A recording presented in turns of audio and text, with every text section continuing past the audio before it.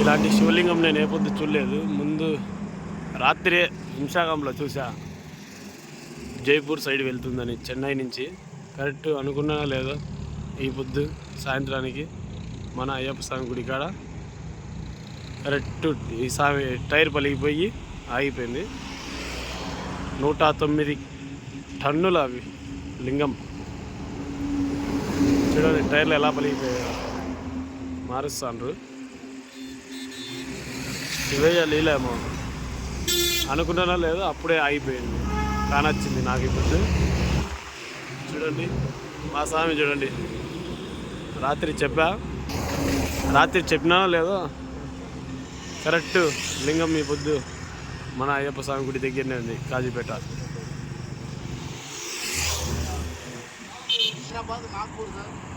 నూట 16 గాన్ల బండి తీసుకొని వెళ్తుంది.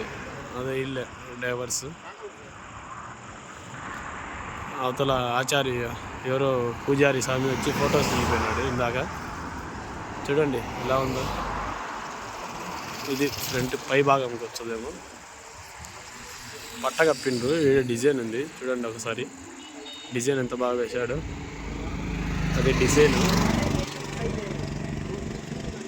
ఇది నిలబెట్టే భాగం ఇదంతా. చూడండి ఓం నమః శివాయ. ఇది కింద నిలబెట్టేదానికి బ్యాక్ సైడ్.